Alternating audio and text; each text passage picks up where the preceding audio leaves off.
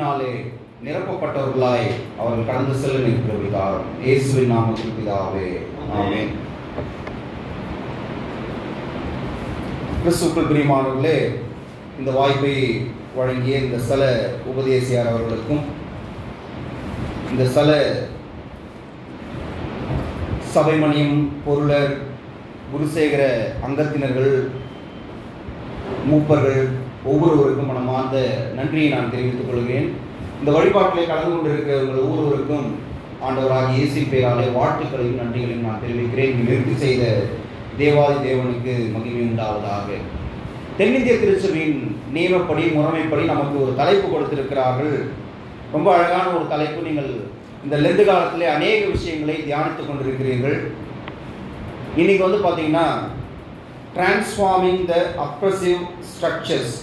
இது தமிழில் எப்படி மொழிபெயர்த்திருக்கிறார்கள் என்று சொன்னால், ஒடுக்கும் அமைப்புகளை மீட்டுருவாக்குதல் அல்லது மீட்டு எடுத்தல் என்று இதை தமிழிலே மொழியாக்கம் செய்யலாம். இதெல்லாம் நான் ரொம்ப சிம்பிளிஃபைடாக எளிமையாக எப்படி சொல்கிறேன்னா, ஒடுக்குகிற மக்கள் பக்கத்தில் கடவுள் இருக்கிறார், நசுக்கப்படுகிற அல்லது வலிமை இழந்த மக்கள் பக்கத்திலே கடவுள் துணையாக இருக்கிறார்.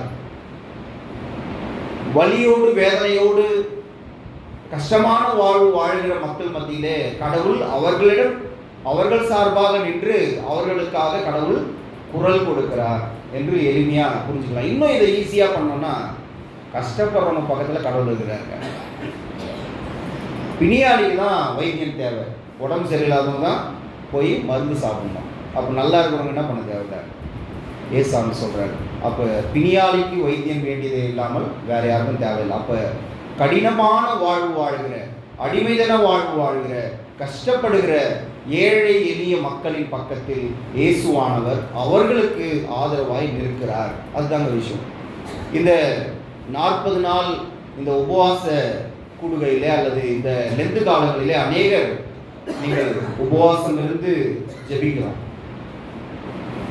அநேக ஆடம்பரமான விஷயங்களை நாம் தவிர்த்து விடுகிறோம். ஆனால் எல்லாவற்றுக்கும் மேலாக முதன்மையான ஒரு விஷயத்தை கடவுள் நம்மிடத்தில் எதிர்பார்க்கிறார். என்னவென்று சொன்னால், அது தாழ்மையை கடவுள் எதிர்பார்க்கிறார். நாம் தாழ்மையாக இருக்கும்படியாய் கடவுள் எதிர்பார்க்கிறார். நிறைய இடங்களிலே இயேசுவானவர் நீங்கள் பார்த்தீங்கன்னா, ஒரு அம்மா போய் கேட்குறாங்க, ஐயா நீ குழந்தைக்கு உடம்பு சரியில்லையா, கொஞ்சம் நீங்கள் பார்த்தீங்கன்னா நல்லாயிடும். அப்போ அவர் சொல்கிறாரு, பிள்ளைகளின் அப்பத்தை எடுத்து நாய்க்குட்டிகள் போகிறதெல்லாம் நல்லது இல்லைம்மா. இல்லைங்கய்யா, அது மேசையிலேருந்து கீழே விழுந்தா ஏதோ ஒரு நாய்க்குட்டிங்க சாப்பிட்டு போயிடுமே, அந்த மாதிரியாவது என்ன பண்ணுங்க, எங்களுக்கு கருணை காட்டக்கூடாதா? அப்போ ஆண்டவர் சொல்கிறாரு, இப்படிப்பட்ட ஒரு விசுவாசம், இப்படிப்பட்ட ஒரு நம்பிக்கையை நான் எவரிடத்திலும் காண முடியலை சொல்லிட்டு அந்த நேரத்திலே அந்த பெண்ணுடைய விசுவாசத்தை அவர் ஆசீர்வதித்து அவருடைய வாழ்விலே அற்புதங்களை செய்கிறார். இப்படி நிறைய சொல்லினே போகலாம். இங்கே வருவோம். ஞாயிற்றுக்கிழமை ஓய்வு நாளில் இயேசுவானவர் ஒரு சுகத்தை, ஒரு அற்புதத்தை செய்கிறார். வாசிக்க கேட்ட வேத பகுதியில். அப்போ அங்கே இருக்கிற எல்லாரும் சொல்கிறாங்க, நீங்கள் வேறு நாளில் இதை செய்யக்கூடாதா, நீங்கள் வேறு நாளில் இந்த அற்புதத்தை செய்யக்கூடாதா, ஓய்வு நாளில் ஏன் நீங்கள் சுகத்தை கொடுக்குறீங்க, ஓய்வு நாளில் ஏன் நீங்கள் அற்புதம் செய்கிறீங்க? அங்கே இருக்கிற ஜெபாலய தலைவன் கேட்கின்ற பொழுது கூட ஆண்டவர் ரொம்ப அழகாக சொல்கிறாரு, உங்கள் வீட்டில் நீங்கள் அன்பாய் செல்லமாய் பாசமாய் வளர்க்கிற என்னது உங்களுடைய ஆட்டுக்குட்டியோ கழுதைக்குட்டியோ ஏதோ ஒன்று, அதுக்கு தேவையானது நீங்கள் செய்ய மாட்டீங்களா? அது பள்ளத்தில் விழுந்தால் கை கொடுத்து நீங்கள் தூக்கி விட மாட்டீங்களா? ரொம்ப அழகான ஒரு சொல் இருக்கிறது தமிழில், உடுக்கை இழந்தவன் கை போலே அங்கே இடுக்கல் களைவதாம் நட்பு. அப்போ ஒரு சாதாரணமாக சொல்கிறோம். அப்போ ஏசாமி ரொம்ப அழகாக சொல்கிறாரு பாருங்க, ஒரு கஷ்டப்படுற ஒரு விலங்குக்கு நீ இரக்கம் காட்ட மாட்டியா? அப்போ நான் நேசிக்கின்ற இந்த மக்கள் விலங்கை விடவா இவர்கள் கீழே போயிட்டாங்க? இல்லையே. அப்போ என் இஸ்ரவேல் மக்களை, என் கஷ்டப்படுகின்ற ஏழை எளிய மக்களை நான் நேசிக்காமல் இருப்பேனா? நான் அவர்களை கை தூக்கி நான் விட மாட்டேனா? ஓய்வு நாள் தான் இருக்கட்டும், எந்த நாள் தான் இருப்பாங்க, ஆண்டவர் நம் மீது எப்பொழுதும் அவர் இரக்கம் காட்டுகின்ற கடவுளாக இருக்கிறார். அதுதான் அவர் சொல்ல வர்றாரு. அப்போ இன்னும் அழகாக எளிமையாக ஒரு விஷயத்தை நாம் யோசிக்க உங்களை அன்போடு நான் அழைக்கிறேன். என்ன தெரியுமா? மார்க்கு 11ஆம் அதிகாரம் 1-11 வரை ரொம்ப அழகான ஒரு நிகழ்ச்சி இருக்குது. நீங்கள் வர வாரத்தில் அதை பற்றி செய்தி நீங்கள் தியானிக்க போகிறீங்க. ஆனால் அதுலேருந்து ஒரு சின்ன விஷயத்தை மட்டும் உங்களுக்கு நான் சொல்ல நான் விரும்புகிறேன். என்ன தெரியுமா? அங்கே கடவுள் 2 பேர் அனுப்புகிறாருங்க. அனுப்பிட்டு இப்போ நீங்கள் பக்கத்தில் இருக்கிற ஒரு ஊருக்கு போங்க. அங்கே போனீங்கன்னா ஒரு வீட்டாண்ட என்ன பண்ணியிருப்பாங்க, கழுதை குட்டியும் கட்டி வச்சுருப்பாங்க. ஒரு கழுதை இருக்கும். அந்த கழுதை யாருமே இதுக்கு என்ன பண்ணல, அது மேலே ஏறாத ஒரு கழுதை. அது போய் என்ன பண்ணுங்க, அவுதுனுவாங்கன்ற. ஒருவேளை அங்கே இருக்கிறவங்க கேட்டால் இது ஆண்டவருக்கு வேண்டும் என்று சொல்லுங்கள். இவங்களும் போகிறாங்க, அதை கூப்பிட்டு வராங்க. அதுக்கப்புறம் ஆண்டவர் அதில் பவனி போகிற கதைலாம் நம்மளுக்கு தெரியும். இங்கே இந்த கழுதை யாரும் கவனிக்கப்படாத, பெயர் சொல்லப்படாத, யாருமே கண்டுகொள்ளாத, யாருமே அதை பெரிய பொருட்டாவே நினைக்கலங்க.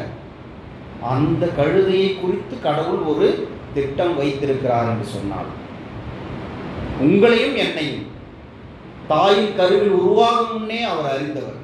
என்னுடைய கருவை உங்களுடைய கண்கள் கண்டதுன்னு சொல்றோம். நான் என்னுடைய எலும்புகள் உருவாவதற்கு முன்பே ஆண்டவர் நீங்க என்ன எல்லாம் பார்த்துட்டீங்கன்னு சொல்றோம். அப்போ உங்களை பெயர் சொல்லி அழைத்து உங்களுக்கு வாழ்வளித்திருக்கிற கடவுள் உங்களை குறித்துதான வாழ்வின் நோக்கத்தை அவர் வைக்காமல் இருப்பாரோ? அப்ப யோசிச்சு பாருங்க. ஒரு சாதாரண கழுதை குட்டியை குறித்து கடவுளுக்கு ஒரு திட்டம் இருக்கிறது. இங்க போங்க, இந்த கழுதை குட்டி கூப்பிட்டு வாங்க, அதன் மேல நான் சவாரி பண்ணணும். எங்க பேர் சொல்லப்படாத அந்த கழுதையினுடைய எஜமானுடைய பேர் கூட தெரியாது நம்மளுக்கு. ஆனா உங்களுக்கும் எனக்கும் கடவுள் பெயர் வச்சிருக்கிறாரு. என்ன தெரியுமா சொல்றாரு? உங்களை பார்த்து உன்னை தொடுகிறவன் என்ன சொல்றாருங்க, என் கண்மணியை தொடுகிறான். எவ்வளவு நீங்கள் சிறப்பானவர்கள், எவ்வளவு ஸ்பெஷல், எவ்வளவு கடவுளுடைய பார்வையிலே முக்கியத்துவம் வாய்ந்தவர்கள். அப்போ உங்களுக்கான ஒரு வாழ்வின் நோக்கத்தை கடவுள் வைத்திருக்கிறார். நீங்க நினைக்கலாம் ஏதோ காலையில எழுந்துச்சு நான் சர்ச்சுக்கு வந்துட்டேன். இல்ல, ஆண்டவருடைய சித்தம் இல்லாமல், ஆண்டவருடைய தயவு இல்லாமல், ஆண்டவருடைய அழைப்பு இல்லாமல் நீங்கள் இந்த திருச்சபைக்குள் நுழைய முடியாது. எனக்கு ஒரு விசுவாசம் இருக்கிறது. என்ன விசுவாசம்னா, ஒரு பெரிய ஒரு நாட்டினுடைய ஒரு ஜனாதிபதியை பார்க்கணும் அப்படின்னா அவருடைய அப்பாயின்மெண்ட் இல்லாம போக முடியாது. அது ஏங்க போயிட்டீங்க, ஒரு ஊர்ல இருக்கிற ஒரு பெரிய தலைவரை பார்க்கறது கூட என்ன பண்றோம், பெர்மிஷன் வாங்கி போறோம். ஒரு அலுவலகத்திற்கு போய் ஒருவரை சந்திக்க வேண்டும் என்று சொன்னால் நம்ம முன் அனுமதி பெறுகிறோம். ஒரு மருத்துவரை போய் பார்க்கறது கூட நம்ம என்ன பண்றோம், ஒரு அனுமதி பெறுகிறோம். இது பரிசுத்தமான கடவுளுடைய ஆலயம், சர்வ வல்லமையுள்ள கடவுளுடைய ஆலயம். அவருடைய அனுமதி இல்லாமல், அவருடைய அழைப்பு இல்லாமல் நீங்களும் நானும் இங்கே அமர்ந்திருக்க முடியாது. நீங்கள் இங்கே அமர்ந்திருக்கிறீர்கள் என்று சொன்னால் அது கடவுளுடைய முழு சித்தம் இருக்கிறது, கடவுளுடைய அழைப்பு இருக்கிறது.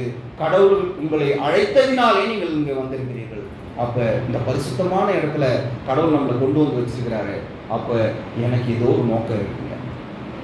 அடிமைதன வாழ்விலே என்னுடைய முன்னோர்கள் எல்லாம் கஷ்டப்பட்டாங்க. என்னுடைய முன்னோர்கள் வேறு பாதையை நோக்கி ஓடிக்கொண்டிருந்தார்கள். என்னுடைய வாழ்க்கையில கடவுள் கல்வியை கொடுத்திருக்கிறாரு. நாங்க படிக்கலனாலும் பரவாயில்ல, எங்க பிள்ளைகள்லாம் நல்லா படிச்சிருக்கிறாங்க. நாங்கள் பொருளாதாரத்தில் உயர்ந்ததை விட எங்கள் பிள்ளைகளை எல்லாம் கடவுள் உயர்த்திருக்கிறார். அப்ப இதெல்லாம் தாண்டி கடவுள் அடிமைதன வாழ்க்கையிலிருந்து, பாவத்திலிருந்து, எங்களை சிறுமையிலிருந்து எங்களை மீட்டு எடுத்து கடவுள் உயர்த்த அவர் திட்டம் கொண்டிருக்கிறார் அப்படின்ற மாபெரும் விசுவாசம், நம்பிக்கை இந்த வழிபாட்டை முடித்து நாம் கடந்து செல்லும் பொழுது நமக்குள் இருக்க வேண்டும். அப்போ ஒரு சாதாரண கழுதை குட்டி அதை குறித்து கடவுளுக்கு தரிசனம் இருக்கிறது என்று சொன்னால் உங்களை குறித்து கடவுள் மிகப்பெரிய வாழ்வின் நோக்கத்தை வைத்திருக்கிறார். அப்போ என்னதாங்க நாம் பண்ணோம்? இந்த 40 நாள் இந்த உபவாச காலத்தில் நாம் நம்மை தாழ்த்துவோம், அர்ப்பணிப்போம். கடவுளிடத்துல, கடவுளுடைய பாதத்துல நாம் அமர்ந்திருப்போம். ஆண்டவரே, எனக்கு நீங்க பேர் வச்சிருக்கிறீங்க, எனக்கு ஒரு குடும்பத்தை கொடுத்திருக்கிறீர்கள், எனக்கு ஒரு திருச்சபையை கொடுத்திருக்கிறீர்கள், என்னை விசாரிக்க ஒரு மாபெரும் சமுதாயத்தை கொடுத்திருக்கிறீர்கள். நான் இந்த சமுதாயத்திற்கு, இந்த திருச்சபைக்கு, இந்த நாட்டிற்கு, இந்த ஊருக்கு, என்னை சார்ந்திருக்கிற மக்களுக்கு நான் என்ன செய்ய நீர் சித்தமாயிருக்கிறீர்? ஆண்டவரே, நான் என்னுடைய குடும்பத்தில் நான் என்ன ரோல் ஆக்ட் பண்ணணும், நான் எதை சாதிக்க வேண்டும், நான் என்ன சவாலை நான் மேற்கொள்ள வேண்டும் அப்படின்ற ஒரு மாபெரும் சிந்தனையோடு இந்த தவக்காலங்களை நாம் நிச்சயமாய் கடந்து செல்ல கடவுள் நம்மை எதிர்பார்க்கிறார். என்னங்க பண்றது? ஆண்டவர் உங்களை குறித்து ஒரு திட்டம் வச்சிருக்கிறார். ஒரு நாளும் நீங்கள் யாராலும் புறக்கணிக்கப்பட்டாலும் நீங்கள் ஒரு நாளும் சோர்ந்து போகாமல் இருங்கள். யார் உங்களை வெறுத்தாலும் நீங்கள் ஒரு நாளும் உங்களை தாழ்வாய் நினைக்காதிருங்கள். ஏனென்று சொன்னால் சர்வ வல்லமையுள்ள கடவுள், வானம் எனக்கு சிங்காசனம் பூமி என்னுடைய பாதப்படி என்று சொல்லுகின்ற மாபெரும் கடவுளுடைய கரங்களில் நாம் இருக்கிறோம் என்பதை மறந்து விடாதீர்கள். உலகத்தின் பார்வையில் நாம் எளியவர்களாக இருக்கலாம், மற்றவர்களுடைய பார்வையிலே நாம் உதாசீனப்படுத்தப்படுகிறவர்களாக இருக்கலாம். ஆனால் காக்கைக்கும் ஆமாங்க, நம்ம கடவுளுடைய பிள்ளைகள், சர்வ வல்லமையுள்ள கடவுளுடைய பிள்ளைகள். நான் இந்த உலகத்தின் பார்வையில் நான் படி இல்லை, அழகு இல்லை, அறிவு கம்மியாக இருக்குது, என்னுடைய பொருளாதாரம் குறைவாக இருக்குது, எல்லாம் எதுவும் இருந்தாலும் ஆண்டவர் நிறைவாழ்வை கொடுக்கின்ற கடவுள். பைபிளில் பாருங்க, ஆடு மேய்த்து கொண்டிருந்த எளிமையான ஒரு சின்ன பையன் எதேச்சியா அவங்க சகோதரர்களை பார்க்க போகிறான். போய் பார்த்த உடனே அவன் வாழ்க்கை மாறுகிறது. இந்த 40 என்று பைபிளில் நிறைய இருக்குதுங்க. மோசே 40 நாள் மலையிலே கடவுளை சந்திக்கிறார். இயேசுவானவர் தன்னுடைய ஊழியத்தை ஆரம்பிக்கிறதுக்கு முன்னாடி ஒரு 40 நாள் இரவும் பகலும் வனாந்தரத்திலே கடவுளோடு தனிமையாய் இருக்கிறார். நிறைய பேர் வாழ்க்கையில பார்த்தீங்கன்னு சொன்னா 40 நாட்கள் நிறைய இருக்குதுங்க. நோவாவை கடவுள் சந்திக்கிறார். அந்த 40 நாளுக்கு அப்புறம் அவனுடைய வாழ்க்கை மாறுது. நோவாவுடைய வாழ்க்கை மாற்றம் பெறுகிறது என்று சொன்னால் உங்கள் வாழ்க்கை மாறாதா?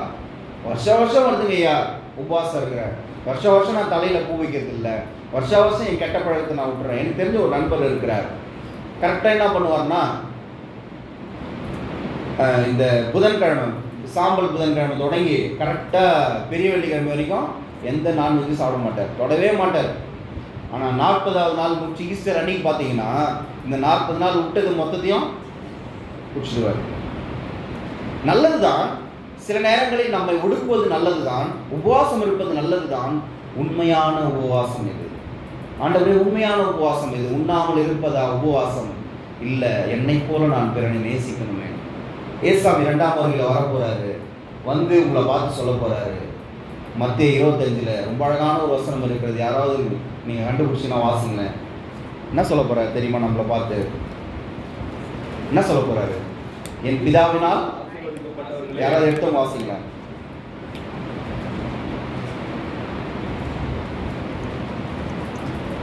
மத்திய 25 வருதுங்களா? வாருங்கள் என் பிதாவினால் ஆசீர்வதிக்கப்பட்டவர்களே, நான் பசியாயிருந்தேன், எனக்கு உணவு கொடுத்தீர்கள். நான் தாகமா இருந்தேன், எனக்கு தண்ணி கொடுத்தீங்க. வஸ்திரம் இல்லாத இருந்தேன், எனக்கு ஒரு ட்ரெஸ் சேர்த்து கொடுத்தீங்க ஐயா. நான் அந்நியனாக இருந்தேன், என்னை சேர்த்து கொண்டீர்கள். இருக்குதுங்களா? ஆமா, அந்த வாசிங்க பார்க்கலாம். வாருங்கள் வாருங்கள் வாருங்கள் என் பிதாவினால் ஆசீர்வதிக்கப்பட்டவர்களே. அந்த வசனம் கண்டுபிடிச்சிங்களா? ஆமா.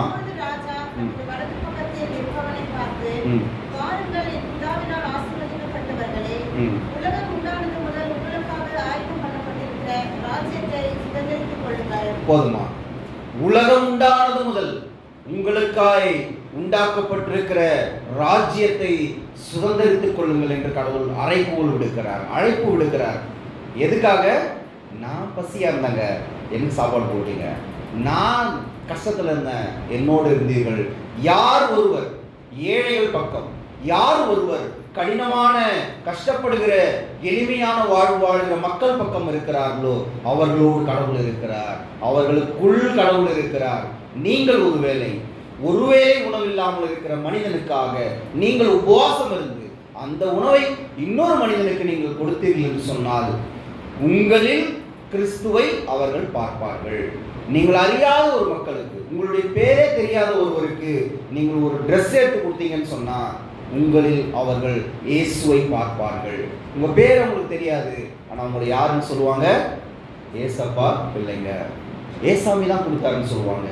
அப்ப நம்மால் முடிந்ததை, நான் உபவாசம் இருக்கிறேன் என்று சொன்னால், நான் தவக்காலத்தில் என்னை ஒடுக்குகிறேன் என்று சொன்னால் அதற்கு ஒரு பலன் இருக்க வேண்டும். கிரியை இல்லாத விசுவாசம் அவ்வளவுதாங்க. எதையாவது செய்யணுங்க. அப்ப எதை செய்யணும்? எனக்கு ஒரு பலன் இருக்குது. என்ன இருக்குது? ஒரு பலன் என்ன இருக்குது? பிதாவினால் ஆசீர்வதிக்கப்பட்டவர்களேன்னு ஒருத்தர் வந்து சொல்ல போறாங்க. அதுக்கு என்ன பண்ணணும்? ரொம்ப சிம்பிளான விஷயம் தாங்க. ஒருத்தர் தாகமா இருந்தா அவனுக்கு என்ன பண்ணுங்க? தண்ணி கொடுங்க குடிக்கிறதுக்கு. ஒருத்தன் பசியா இருந்தான்னா உன்னுடைய உணவை பகிர்ந்து கொள்ளு. ஐயா எனக்கே ரொம்ப கஷ்டம் ஐயா, நான் என்ன பண்றது, எனக்கு 2 சத்து தான் இருக்குது. ரொம்ப அழகா சொல்றாரு, காட்டு புஷ்பங்களை கவனித்து பாருங்கள், அவைகள் எங்கே போய் விதைக்கிறது இல்லை, அறுவடை பண்றது இல்லை. வானத்து பறவைகளை கவனித்து பாருங்கள். நம்ம அதெல்லாம் கவனிச்சே பார்க்கறது இல்லைங்க. அதுக்காக உங்களுக்காக எதையும் வைத்துக் கொள்ளாதீர்கள் என்று அல்ல, உங்கள் கவலைகளை எல்லாம் அவர்கள் மேல் வைத்து விடுங்கள். உங்கள் கவலைகளை, உங்கள் போராட்டங்களை, உங்களுடைய व्यसனங்களை, உங்களுடைய துக்கங்களை நீங்கள் இயேசுவின் மீது வைத்து விடுங்கள். ஏன்னா அவர் ஏற்கனவே நமக்காக சிலுவையில எல்லாத்தையும் சுமந்து தீர்த்து விட்டார். அப்போ வானத்து பறவை, நீ யோசிச்சு பாருங்களேன், வானத்து பறவை, ஒரு அழகான பறவை நீங்க போய் பாருங்க, காட்டுல இல்லை எங்கேயாவது கிராமங்களில் பார்த்தீங்கன்னா அதனுடைய கலர் காம்பினேஷன்ஸ், ஒரு அழகான ப்ரௌன் கலர் ஃபெதர் இருக்கும், அது பார்த்தீங்கன்னா தலையில் அழகான ப்ளூ கலரில் ஒரு கொண்டை இருக்கும். இந்த மாதிரி ஒரு கலர் காம்பினேஷன்ஸில் நம்ம ட்ரெஸ்ஸு கூட போடுறது இல்லைங்க. பெண்கள் நிறைய பல்வேறு விதமான ஆடைகளை அணிகிறோம், கலராக வாங்குறீங்க ட்ரெஸ்ஸு. நீங்கள் என்னைக்காவது ஒரு பறவையை போய் கவனிச்சு பாருங்கள், அந்த பறவையை போல் நான் ட்ரெஸ்ஸு போடணும்னு என்னைக்காவது யோசிச்சிருக்கிறீங்களா? அந்த கலர் காம்பினேஷன்ஸில். ஏன்னா ரொம்ப அழகாக இருக்கும். பார்த்தீங்கன்னா ஆரஞ்சு கலரில் ஒரு பிளாக் கலர் பேர்டுக்கு ஒரு ஆரஞ்சு கலரில் ஒரு பீக் இருக்கும், அதனுடைய அழகு வித்தியாசமாக இருக்கும். அதனுடைய டெய்லில் பார்த்தீங்கன்னா ஒரு வித்தியாசமான ஒரு கலர் இருக்கும். நீங்கள் கவனித்து பாருங்கள். ஏசாமி சொல்கிறாரு, அப்போ அவைகளை உங்கள் பரமபிதா அதற்கு சாப்பாடு கொடுக்குறாரு. இந்த உலகத்தில் இருக்க எல்லா மனிதர்களுக்கும், எல்லா ஜீவராசிகளுக்கும் கடவுள் போஷிக்கிறார் என்று சொன்னால், உணவளிக்கிறார் என்று சொன்னால், செடிக்கு, காட்டில் இருக்கிற செடிக்கு யாருங்க போய் தண்ணி ஊற்றுறது? ஆனால் அது பூக்குது இல்லையா, அது கனி கொடுக்குது இல்லையா? அப்போ உங்களையும் என்னையும் கடவுள் போஷிக்க மாட்டாரா? அவர் பேர் வச்சு நம்மளை நம்முடைய பிள்ளைகளாய் அவருடைய தூய ரத்தத்தை சிந்தி நம்மை மீட்டு இருக்கிறாரே, அவர் உங்களை உயர்த்த மாட்டாரா? நிச்சயமா செய்வாரு. அப்போ அவர் நம்ம கிட்ட என்னதாங்க எதிர்பார்க்கிறாரு? பூமியின் மதில் நிறைவும் உலகமும் அதில் உள்ள குடிகளும் கர்த்தருக்கு சொந்தம். நான் என்னத்தை கொடுக்க முடியும்? நான் கடவுளுக்காக எதை நான் கொடுக்க முடியும்? என்னுடைய சம்பளத்திலிருந்து நிறைய நான் காணிக்கை கொடுத்துட்டா அது போதுமா? இல்லை. கடவுள் நம்மிடம் எதிர்பார்ப்பது ரொம்ப அழகான விஷயம்தான். சிறு பிள்ளையை போல ஒருவன் என்ன பண்ணணும்? ஏற்றுக்கொள்ள வேண்டும், மாறணுங்க. எப்படிங்க? ஏசாமி ரொம்ப அழகா சொல்றாரு, ஒருவன் சிறு பிள்ளையை போல் மாறாவிட்டால் அவன் பரலோக ராஜ்யத்தை சுதந்திரத்துக் கொள்ள முடியாது. அப்போ சின்ன பிள்ளைங்களை போய் நல்லா ஒத்து பாருங்க, அவங்க கிட்ட கண்டுகொள்ளுங்க. என்னத்தை கண்டுக்கிறது? வீட்டில் பார்த்தா பசங்க பிஸியாக விளையாண்டு இருப்பாங்க, ஆனால் அவங்க அப்பா வர நேரம் அவங்களுக்கு கரெக்டாக தெரியும், அவங்க அம்மா வர நேரம் அவங்களுக்கு தெரியும். வெளியே கிளம்பும்போது என்ன சொல்லுவாங்க? ஃபர்ஸ்ட் கேள்வி பசங்க என்ன கேட்குறாங்க அப்பா அம்மாங்கள, எப்போ வருவ, எப்போ அப்பா வருவீங்க, அம்மா எப்போ வருவீங்க? அவளோடு உங்களுடைய வருகையை எதிர்நோக்கி இருக்கிற பிள்ளைகள். அதே மாதிரி பிள்ளைகள் நீங்கள் பெற்றோர்கள் சொல்வதை அப்படியே நம்புவார்கள். நீங்கள் என்ன சொல்றீங்களோ அதை நம்புவாங்க. பிள்ளைகள் பெற்றோரிடத்தில் எதிர்பார்ப்பது அவருடைய இருத்தல். அப்பா அம்மா என் கூட இருக்கணுங்க, என் கூட இருந்தால் அது சந்தோஷம். விரும்புகிறாங்களா இல்லையா? அப்பா அம்மா எங்கேயும் வெளியே போகக்கூடாது, என் கூடவே இருக்கணும். என் மகன் இருக்கிறாங்க, அவன் நான் எப்பெல்லாம் டியூட்டி கிளம்புறனோ என்னை வந்து என்ன சொல்லுவான், இன்னைக்கு நீ லீவ் போட்டிருப்பா அப்படின்னா, நீ என் கூட இரு, எனக்கு இன்னைக்கு லீவ், இன்னைக்கு என்னோட கூட தான் இருக்கணும், என்னோட கூட நீ வந்து சைக்கிள் ஓட்டணும், என் கூட நீ விளையாடணும், என்னோட நேரம் ஸ்பெண்ட் பண்ணணும். அப்போ ஒரு சாதாரண குழந்தை தன் பெற்றோர் கூட இருக்கணும்னு விரும்புகிற போது, அப்போ நம்மை படைத்த கடவுள் அவரோடு நாம் இருக்க வேண்டும் என்று விரும்புவது அதிக நிச்சயம் தானே. அவர் என்ன எதிர்பார்க்கிறார் நம்ம கிட்ட? என் மகன், என் மகள் எனக்காக என்னுடைய பாதத்திலே அமர்ந்து என்னோடு பேச மாட்டாங்களா? என்கிட்ட பேச மாட்டாங்களா? நம்ம தான் நம்ம கூட பிறந்தவங்ககிட்டே பேசுறது இல்லையே, நம்ம தான் நம்ம எதிர் வீட்டில் இருக்கிறவங்ககிட்டே பேசுறது இல்லையே, நம்ம தான் நம்ம வேலை செய்கிற இடத்துல யாருக்கிட்டையுமே பேசுறது இல்லையே. அப்போ தன் காணுகின்ற சகோதரனை நேசிக்காதவன் காணாத கடவுளை எப்படி நேசிக்க முடியும்? தான் காணுகின்ற சகோதரனை மன்னிக்காதவன் தான் காணாத கடவுளை எப்படி போய் சந்திச்சு, ஆண்டவரே நான் மன்னிச்சிட்டேன் எல்லாரையும், எனக்கு பரலோகத்தில் இடம் கொடுன்னு நான் எப்படி போய் நான் கேட்க முடியும்? அப்போ கடவுள் சிறு குழந்தையை போல மாற வேண்டும் என்று நம்மை அழைக்கிறார். சிறு குழந்தை போல மற்றவர்களை மன்னிக்க கடவுள் நம்மை அழைக்கிறார். சிறு குழந்தை போல ஏற்றுக்கொள்ளும்படியாய் கடவுள் நம்மை அழைக்கிறார். நீங்கள் சிறு குழந்தையை போல மாற கடவுள் நம்மை அழைக்கிறார். ஏன்னா ஆண்டவரை நான் சாதாரண மனிதன், எளிமையானவன், ரொம்ப எளிமையின் இருந்து குப்பையிலிருந்து என்னை மீட்டுக் கொண்டீங்களே சாமி, ஆனால் நான் போக வேண்டிய தூரம் வெகு தூரம் இருக்கிறது. அது வெகு தூரம், அது என்னால் தனியாக கடந்து போக முடியாது. அப்போ வாலிபனாக இருக்கிறவனே, அன்பு தம்பியை தங்கச்சியை நான் உங்களுக்கு சொல்கிறேன், ஒரு நாளும் உங்களுடைய பெற்றோரை உதாசீனப்படுத்தாதீர்கள். வாழ்க்கையில் எந்த உயரத்துக்கு நீங்கள் போனாலும், எவ்வளோ அதிகமாக படிச்சிட்டாலும், எவ்வளோ விலை உயர்ந்த ஃபோன் நீங்கள் வச்சிருந்தாலும், உங்களுடைய படிக்காத எளிமையான சாதாரண உடை அணிந்து கொண்டிருக்கிற உங்கள் பெற்றோர்களை ஒரு நாளும் உதாசீனம் செய்யாதீர்கள். ஒரு ரகசியத்தை நான் உங்களுக்கு சொல்ல விரும்புகிறேன். என்னவென்று சொன்னால், நீ இந்த பூமியிலே அநேக நாள் வாழ வேண்டும் என்று ஆசைப்பட்டால், நீ இந்த பூமியிலே ரொம்ப நாள் உயிரோடு இருக்கணும்னு நினச்சினா என்ன பண்ணுங்க? அவ்வளோதாங்க. உன் தகப்பனையும் உன் தாயையும் கனம் பண்ணுவாயாக, அவருடைய வார்த்தைக்கு கீழ்ப்படிந்து நடப்பாயாக. அப்பா அம்மாவுக்கு கீழ்ப்படிஞ்சா அடுத்தது நிச்சயமா நம்ம என்ன பண்ணுவோம்? ஆண்டவருடைய வார்த்தைக்கு நம்முடைய வாழ்க்கையில இடம் இருக்கும். பெற்றோருக்கு நாம் கீழ்ப்படிய வேண்டும். ஆவிக்குரிய தகப்பனுக்கு கீழ்ப்படிங்க. அது மட்டும் இல்ல, ஆண்டவருடைய வார்த்தைக்கு கீழ்ப்படியணும். பிள்ளைகளே, உங்கள் பெற்றோருக்கு கர்த்தருக்குள் கீழ்ப்படியுங்கள் என்று அவர் அழைக்கிறார். ஏசாமி எப்பவுமேங்க அவர் ஒடுக்கப்படுகிற மக்கள் பக்கம் இருக்கிறார். வியாதியஸ்தரோடு அவர் தன்னை அடையாளப்படுத்துகிறார். 38 வருஷம் ஒரு மனிதனை யாருமே கண்டுகொள்ளவில்லை. நீங்க ஒருவேளை நினைச்சிருக்கலாம், என்னுடைய பிள்ளைகள் கண்டுகல, என்னுடைய உறவுகள் என்னை மதிக்கல, எனக்கு நேசிக்கிறது யாருமே இல்லை நினைக்கலாம். ஆனால் நீங்கள் உங்கள் அருகில் இருக்கிறவர் யார் என்பதை உணர்ந்து கொள்ள வேண்டும். அந்த மனிதனுக்கு தன்னோடு பேசுகிறவர் யார் என்பது தெரியாது. ஒருத்தர் எல்லாரையும் போல எல்லாரும் கடந்து போயிட்டாங்க. ஆனால் ஒரு மனிதர், ஒருவர் அந்த மனிதனை நின்று உற்று பார்க்கிறார். உனக்கு என்ன வேண்டும் என்று கேட்கிறாங்க. உனக்கு என்னப்பா வேணும்? அவன் என்ன சொல்றான்? சாக்கு போக்கு சொல்றாங்க. என்ன சாக்கு போக்கு சொல்றான் தெரியுமா?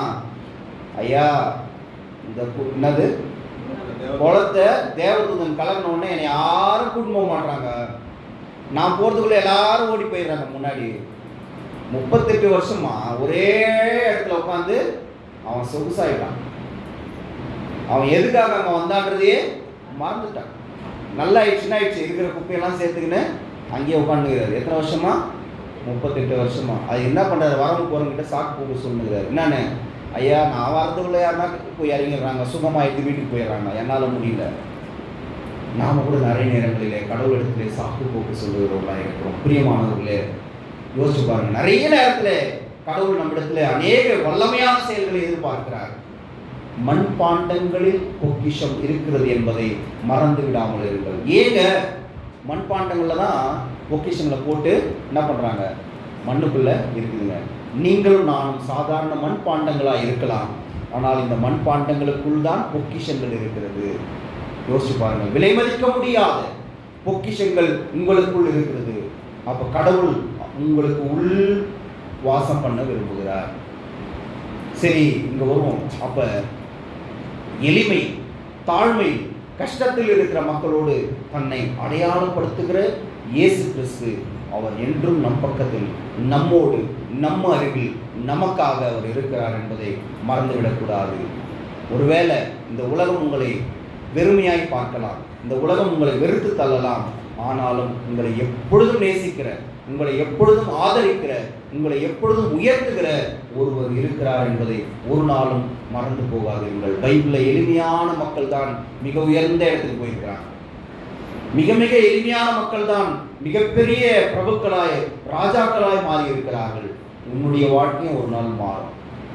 நாம் செய்ய வேண்டியதெல்லாம் கழுகுகளை போல என்ன பண்ணோம்? சட்டைகளை அடித்து பறக்க போவோம். எப்போ பறப்போம்னா, கர்த்தருக்கு காத்திருக்கிறவர்கள், கர்த்தருக்கு காத்திருக்கிறவர்களோ கழுகுகளை போல சட்டைகளை அடித்து உயர எழும்புவார்கள். அவர்களுக்கு என்ன இல்லை? டயர்டே இல்லைங்க, சோர்ந்தே போக மாட்டோம். உற்சாகமாயிருங்கள், எப்பொழுதும் உற்சாகமாயிருங்கள். கடவுளுக்காக எதையாவது செய்ய வேண்டும் என்று உங்களுக்குள் இருக்கின்ற ஆவிக்குரிய அனலை ஒரு நாளும் அவித்து போடாதீர்கள். அப்போ கடவுளுக்காக எதாவது செய்யணுங்க. என்ன கடவுள் உருவாக்குனாங்கல்ல, சாதாரண குப்பையில் இருந்த என்ன ஒரு எம்டி ஹோம்ல, ஒரு ஹாஸ்டல்ல கடவுள் ஒரு நல்ல கல்வியை கொடுத்தாரு, ஒரு நல்ல கல்லூரியில் படிக்க கடவுள் கிருபை செஞ்சாரு, ஒரு நல்ல கிறிஸ்தவ நிறுவனத்தில் எனக்கு வேலை கொடுத்துருக்கிறாரு. அப்போ நான் கடவுளுக்காக எதையாவது செய்யணுமா இல்லையா? எனக்கு கொடுத்துருக்கிற நேரங்களில் நான் சாக்கு போக்கு சொல்லாமல் எனக்கு கிடைச்ச நேரங்களில் எதையாவது கடவுளுக்காக செய்யணுங்க. அப்போ இந்த 40 நாள் இந்த உபவாச காலத்தில் நான் தினமும் 5 நிமிஷம் நான் ஜெபம் பண்ற ஒரு மனிதனாக இருந்தால் ஒரு அரை மணி நேரம் நான் ஆண்டவருக்காக கொடுக்க நீங்கள் தீர்மானம் எடுக்க வேண்டும். அப்ப யோசிச்சு பாருங்க, உங்களுக்காக நீங்கள் ஜெபியுங்கள், உங்களுக்காக ஜெபம் பண்ணுங்க. அது மட்டும் இல்ல, உங்கள் குடும்பத்துக்காக ஜெபம் பண்ணுங்க. உங்கள் குடும்பத்தினுடைய பேரை நீங்க எழுதி வச்சுக்கோங்க. ஐயா என்னங்க சொல்றீங்க, எங்க வீட்டில் இருக்கிற பேர் எனக்கு தெரியாதா? உங்கள் குடும்பத்தில் இருக்கிற பேரை எழுதி உங்க பைக்ல வச்சு நீங்க ஜெபம் பண்ணுங்க. உங்கள் திருச்சபை மக்கள் யாருக்கெல்லாம் நீங்க ஜெபம் பண்ணணும்னு நினைக்கிறீங்களோ அவங்களுடைய பேரை எழுதி, ஆண்டவரே இந்த பேர்ல இருக்கிறாங்க இல்லையா, இந்த லிஸ்ட்ல இருக்கிறாங்க இல்லையா, இவங்களுக்காக என்ன பண்ணலாம், நான் ஜெபம் பண்ணணும் சாமி. இவங்களுக்காக நான் நிறைய பேர் பாருங்க, நிறைய பேர்லாம் எழுதி வச்சுக்கோங்க. இப்போ நிறைய லிஸ்ட் பார்த்தீங்கன்னா நிறைய எழுதி வச்சுக்கோங்க. ஏன்னா ஆண்டவரே இந்த பேர்ல இருக்கிற ஒவ்வொருத்தரையும் என்ன பண்ணுங்க, ஆசீர்வதிங்க. அவங்க குடும்பத்தை ஆசீர்வதிங்க. அவங்க என்ன தேவைன்னு எனக்கு தெரியாது சாமி, உங்களுக்கு தெரியும். நிறைய பேர் பார்த்தீங்கன்னா நிறைய பேர்களை எழுதி வைக்கிறது என்னுடைய பழக்கம். ஏன்னா ஏன் சொல்றேன்னா, நீங்கள் ஒருவருக்காக ஜெபிக்கின்ற பொழுது உங்கள் வாழ்க்கை மாறும். இந்த சர்ச்சில் எத்தனை வாலிப பிள்ளைகள் இருக்கிறார்கள், இந்த திருச்சபையில் எவ்வளவு ஊழியம் நடக்கிறது. அப்ப இந்த திருச்சபையில் இருக்கிற தலைவர்களுக்காக ஜெபம் பண்ணுங்க. பேர்களை சொல்லி அவர் பேரை எழுதி வச்சு நீங்க ஜெபிக்கிறவர்களாக மாறுங்கள். நீங்க ஜெபிக்க ஜெபிக்க அவங்க வாழ்க்கையும் மாறும், உங்க வாழ்க்கையும் மாறும். நீங்க போய் எதுவுமே சொல்ல தேவையில்லை. உங்களுடைய சகோதரி, உங்களுடைய சகோதரன் கூட பிறந்தவங்களா இருக்கலாம், ஆனா அவங்களுக்காக தினமும் நீங்க ஜெபிச்சு பாருங்க. அவர்கள் அன்பாலே இன்னும் அதிகமாய் உங்களில் கிறிஸ்துவுக்குள்ளாய் கட்டி இணைக்கப்படுவீர்கள். கசப்புகள் இருக்கலாம், அந்த கசப்புகள் நிச்சயமா மாறும். பிரிவுகள் இருக்கலாம், அந்த பிரிவுகள் நிச்சயமா மாறும். எப்போ மாறும்னா ஏசாமி கிட்ட நீங்க பேசும்போது மாறும். ஏசாமி கிட்ட எப்ப பேசுறோம்னா நாம் ஜெபிக்கின்ற போது பேசுகிறோம்.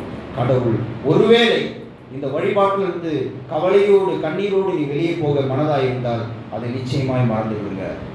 உங்கள் கவலைகள் எல்லாம் கடவுள் மீது வைத்து விடுங்கள்.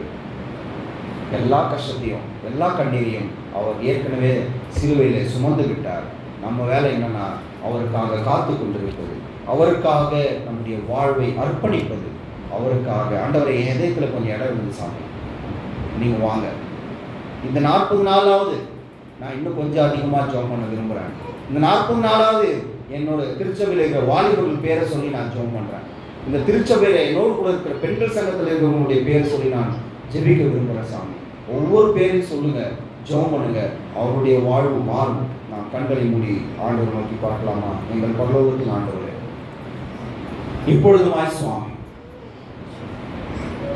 அடிமைத்தனத்தில் இருக்கிற மக்களை மீட்கும் பொருளாக நீ வந்திருக்கிறேன். மீட்டுருவாக்கம் செய்கின்ற கடவுளாக, அது ஓய்வு நாளா இருக்கட்டும், எந்த நாளா இருந்தாலும் சாமி, அது இரவானாலும் பகலானாலும் நீர் எப்பொழுதும் எங்களுக்கு சந்தோஷத்தையும் சமாதானத்தையும் நிறைவாழ்வையும் கொடுத்து கொண்டே இருக்கிறீர்கள். எங்களை பாதுகாக்கின்ற கடவுள். அவர் உறங்குவதும் இல்லை, தூங்குகிறதும் இல்லை சுவாமி. நாங்கள் வாசிக்கிறோமே, இந்த திருச்சபையில் இருக்கிற ஒவ்வொரு சகோதரனையும் சகோதரியும் அவருடைய குடும்பத்தையும் நீங்கள் ஆசீர்வதிக்க வேண்டுமாய் நாங்கள் ஜெபிக்கிறோம் சுவாமி. நாங்கள் ஒருவருக்காக ஒருவர் வல்லமையாய் ஜெபிக்கிறவர்களாக நாங்கள் மாற வேண்டுமே. மற்றவர்களுக்காக ஜெபிக்கின்ற பொழுது எங்கள் வாழ்வு மாறும், எங்கள் வாழ்வு உயரும். நாங்கள் மீட்கப்பட்ட மக்களாக, சாட்சியுள்ள மக்களாக, ஜெபிக்கிற மக்களாக, கிரியை செய்கின்ற விசுவாசம் உள்ள விசுவாசிகளாக வாழ நீர் எங்களுக்கு அருள் தாரும். இயேசுவின் நாமத்தில் பிதாவே, ஆமென். கர்த்தருடைய செய்தி கேட்டு நாம் அனைவரும் எழுந்து நின்று அப்போஸ்தலர் விசுவாச பிரமாணத்தை ஏறெடுப்போம். வானத்தையும் பூமியையும் படைத்த